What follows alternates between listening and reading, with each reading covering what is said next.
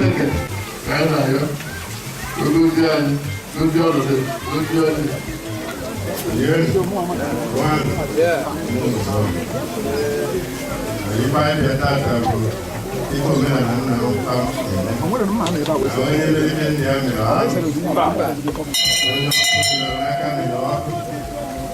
anyị na-abịa taata ka anyị kere Chukwu maka Igbo mere anyị maka ji bụ eze ibe a na-akụ akụ a na-eri eri ọnya ka anyị nọ ndị ọcha na Thanksgiving anyị na-ekele Chukwu edozi onye anyị ka ọ bụ wee kọpụta ibe anyị ga-ejezu ụmụ anyị na ụmụaka anyị n'oge gboo onye kọrọsịa ji ọkarịa ibie eche ya dị ji etu a ibe na mba meka nne mma nọrọ ebe a ibe na nna na-agba ọkụ ọnya ka nọrọ ebe a anyị kọcha chukwunyere anyị aka ka anyị rie ji a tozi anyị alụ na anyị bita aka ogologo ndụ na-adịzi ka anyị Chukwu nye anyị ibe anyị ga-eri ibe ga-enye anyị ya mgbe ọsọ ibe onye ọbụla chọrọ n'ara ezicha ji n'oge nweta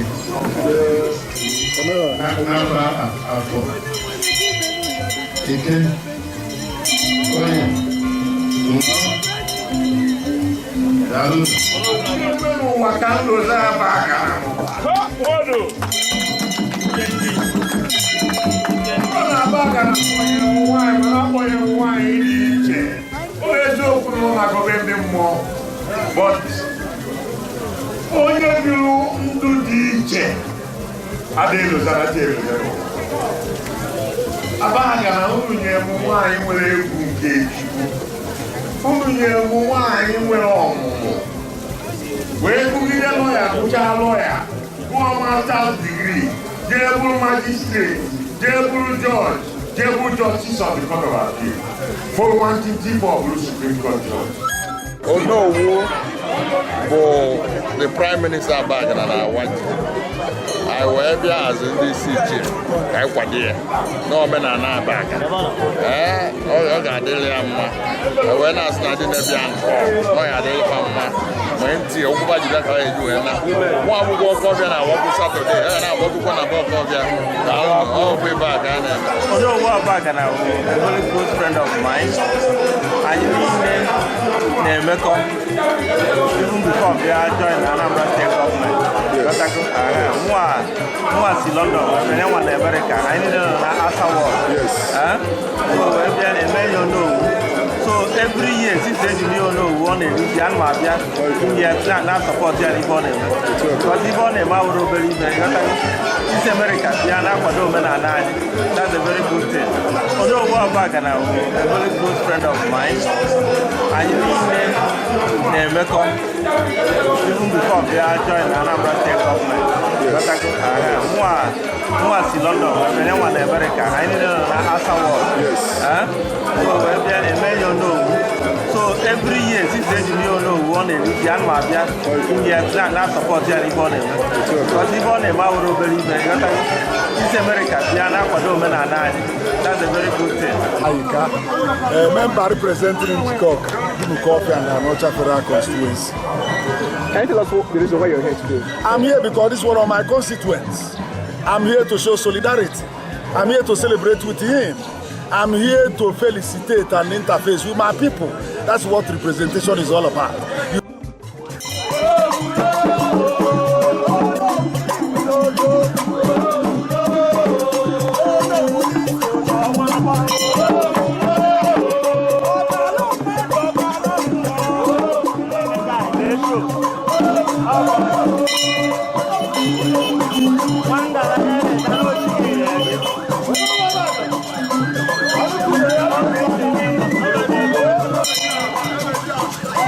Thank you.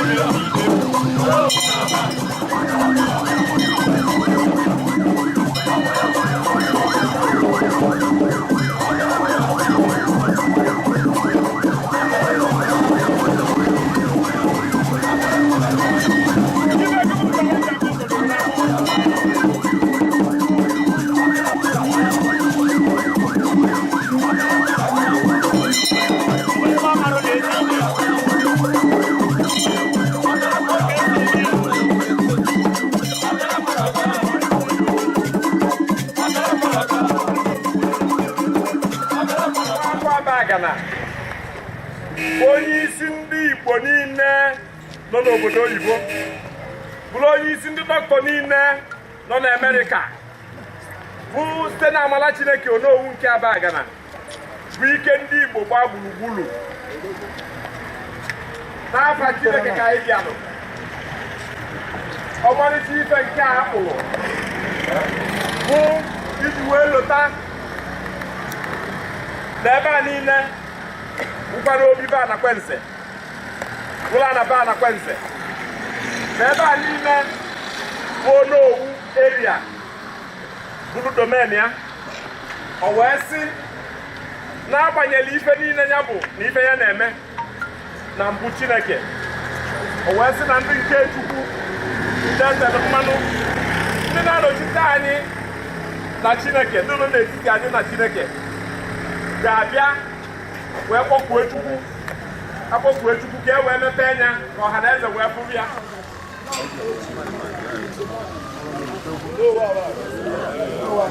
oh no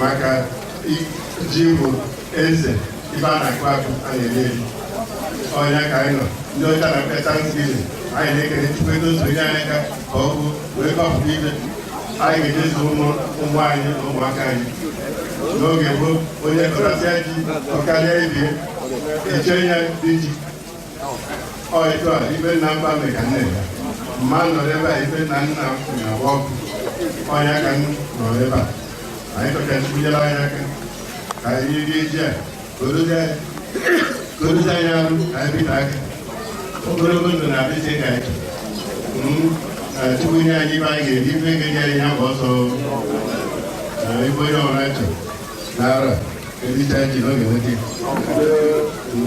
ndị chọrọ ndị na-alụ ọrụ oyibo gachi onye ba promotion ndị na-alụ kọntrakt gaba lụta ndị na-akụzi kụzi gaba kụzite ndị na-eji akwụkwọ agụta na ndị okorobịa lebaliwere nwunye gaba nwetezigbote nwunye ndị nwere mmanya chọrọ igbo nweta ndị adịzi ndị oge nweta maka oriri nsọ ka anyị na-akwadebe ịba ọ ga-adịrị nwoke mma ọ ga-adịrị nwaanyị mma ọ ga-adịrị ogologo mma dịrị mkpụmkpụ mma dịrị onye okenye mma dịrị onye nwatakịrị mma anyị mpịasị ebe anyị gara n'obodo anyị maka nna nna anyị fa ga na ebe a soro anyị nwere ife a otu ọmalite ụlọ akwụkwọ agwara m tụpụ ndị nye gara ha n'ihe awakọ tụpekarị kichin ahụ ndụdị ka ọrụ na-amapụzụ ọkụ onye isi kara aka na-ebu ogidi isi onye isi kara aka bụrụ ogidi ọnyakwa onye olu akwa nna nna anyị kwa akwa nna nna anyị na omenala ndị Igbo maka na anyị nwetara n'uchu ọnya ka ife anyị na ndị ụka na-eme jadabụ maka oge ebiri oge Adam na Eve anyị nọ ebe a Jacob anyị gwabụ ndị Israel Jacob ga ofe omenala anyị na-eme onye bara anyị dịbụtara ụka maka anyị ụka pụtara Chukwu na ego Chukwu a site n'igwe na Abraham anyị na Jacob onye na-enye anyị ihe anyị ga-eme anyị ga-agwaji ya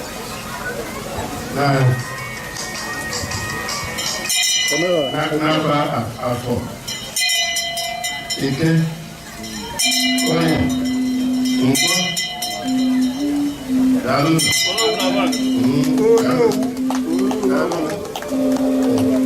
ọ ga-adị ụlọ mma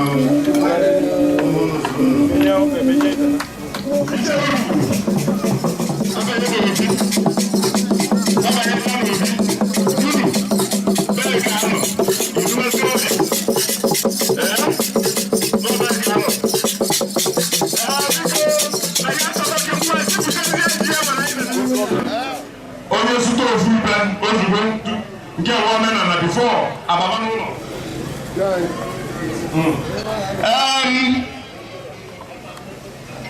ọjị dị n'ihu oke ọbịa o wekwara ọjị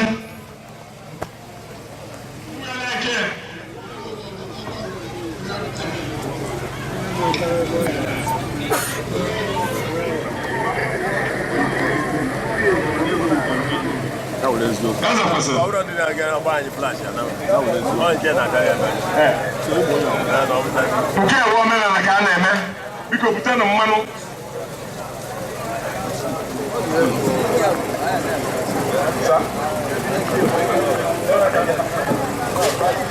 biko ha isi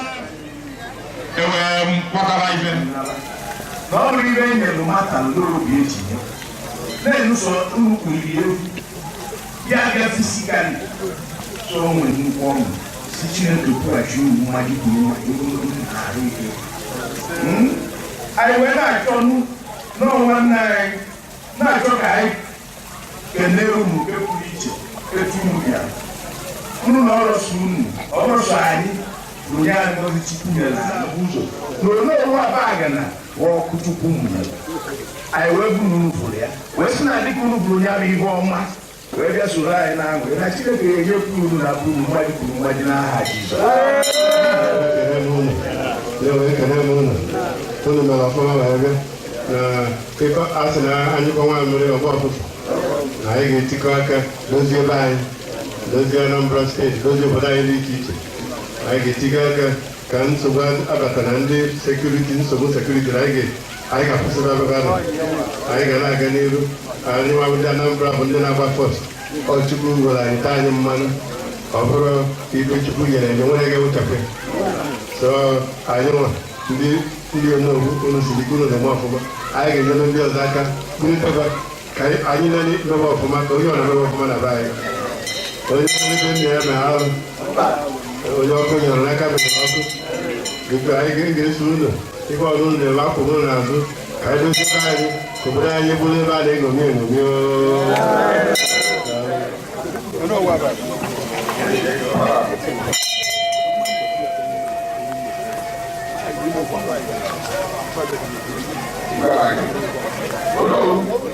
Niche, Keremu, all this year, the Mark Parish, I see Caribbean, like I am, they are one. It's not a good one. You are anywhere, the guy can I will, I oh, it goes with life.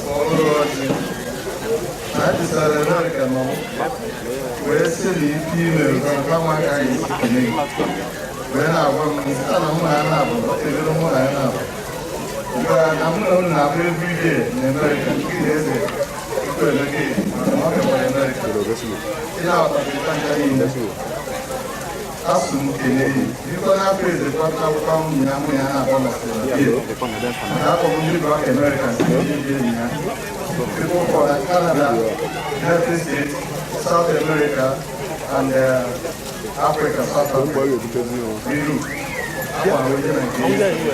Western people who do not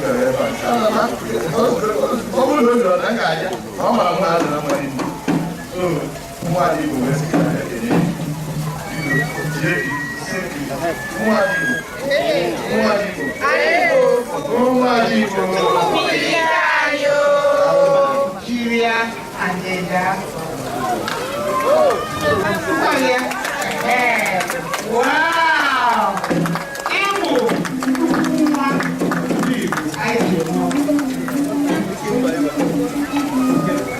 Family Chikibo, National Patron, Onuada, Igbo, no Nigerian and no Madagascar.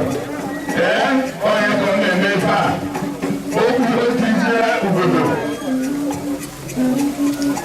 Where's the family from Famjera, Nkoma Bagonu, certificate na Adamu Kodoniba.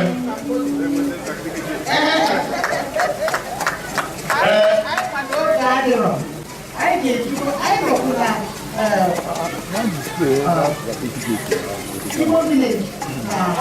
Virginia.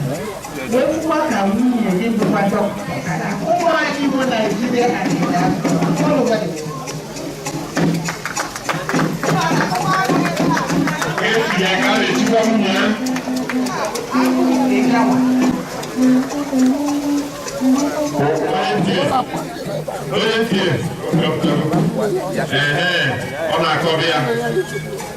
Thank you.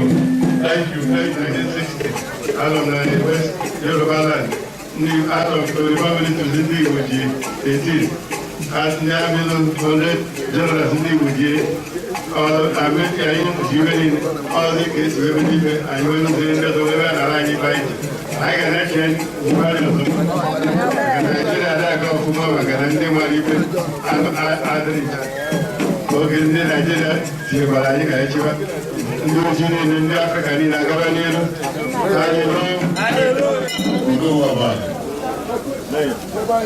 Doctor, what's one of them?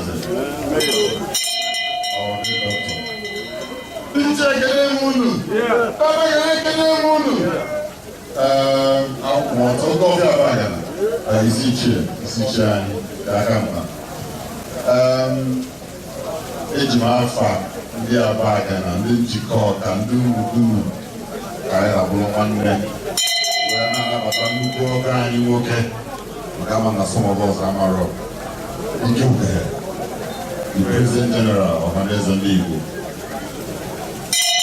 former Minister of Federal Republic, anyị na-asị dị nnọọ.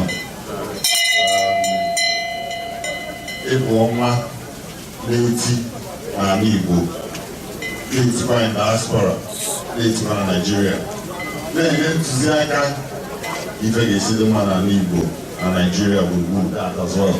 anyị wee na-asị gị na ndị iji ego aka ama nkanara gị ị na-aga ọga na bagana. We must and will always identify with you. You have done us proud and you will continue to do so.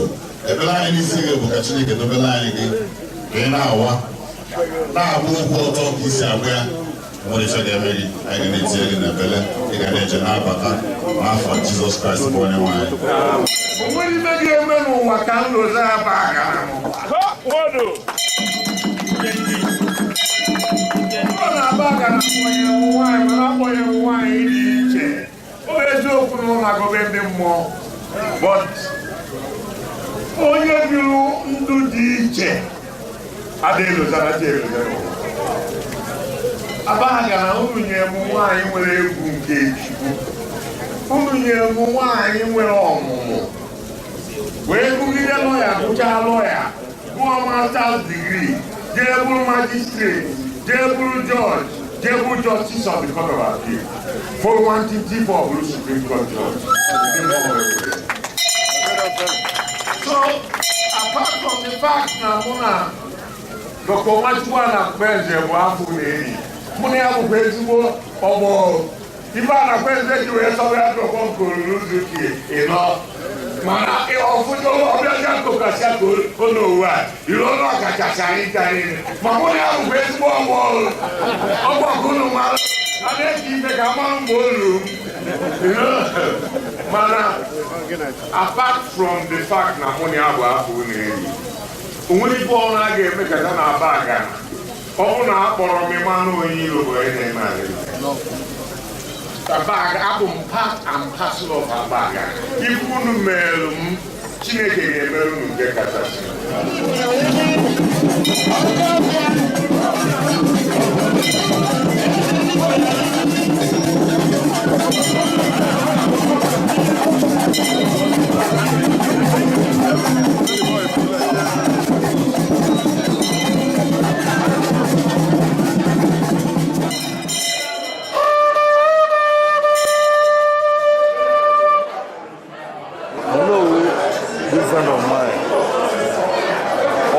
Dr. Igbo in the United States as a whole. Yes. Under Anambra, now the highest doctor. Abagara Jive, Owan on Waji, and once US Bata, Abatago before him, Omanaga, Sam They knew who Abagara one. Kama keme kesi ya mia, oya kama kampe ume. Ono wa Abagara, a very close friend of mine. And you Nemeko, even before they are joined Anambra State government. Because I see London, and I want America. I need an Asa war. Yes. So you know. So every year, since then you know, we want to do the Anmabia, not support the Ibone. Because Ibone, I will believe me. It's America, Diana, that's a very good thing. Yes. So we'll always give him our support. That is it. On a bonfo, sir, Nyamodo. Nse, Chukwuenye no ifeni ne dia adoma made. Onye ri amami iferi nne. Ni ezigbo nguru. Ni nwa nwoke. Na-ekwenye ego nwa. Mana nke kacha nke una onye ri amami ife. Na that California, you na Los Angeles, to the capital. Onwe special place. Billionaires na-ebi ndị nwere agba na-ebi a na-akpọ Rolling Hills. Ọ dị n'ugwu etubeba Bangida ji. O wee bụ na nwanne anyị nwoke Onowu bụ ebe anwa ka ogo massive land ogoro. Obere ụlọ dị ebe anwa, the smallest house dị na Rolling Hills, jee Google anya, Google it, Rolling Hills, California. The smallest in California, Rolling Hills, $1.5 million. $1.5 million. But who didn't know who the Boy Squatters. No, daily ezigbo n'obodo na rolling anyị tinye isi anyị che na anyị ka na-abịa another place amara nọ na bie ka anyị na-abịa n'ime Joseph compound ịgafee gadi banye na gadi n'ọzọ si na gadi nke a banye na gadi n'ọzọ onowu na ikpori ụwa ọnwa ọ chọrọ mmadụ around him ụdị ego a chọrọ ka a na-enwe inwe ego chọọ mmadụ around you ga-esolu ndị na-ebi na otie na-ekwu ide so ebe o si akpọkọ ndị mmadụ ọsọ ndị Aba gara ka a na-akpọkọ moodu abụrụ onye Aba ọ nọ ebe a abụrụ m onye Aba ọ nọ ebe a onye chifuru ya wee kpọ m gbakwa mbọ ka m nọ n'ebe a ezigbo leki nkwaju nwere aka na Onowu bụ the prime minister Aba gara na Awaji anyị wee bịa azụ ndị isi ichie ka anyị kwado ya n'omenala Aba ọ ga-adịrị ya mma wee na-asị na ndị na-ebịa nkọ ọ ya adịrịkwa mma nwee ntị ọgwụgwa jide ka ọ eji wee na nwa agbụgbọ ọkọbịa na awọkụ Satọde ya na-agbọkụkwa na ọkọbịa ka ọ bụ ebe a ka a na-eme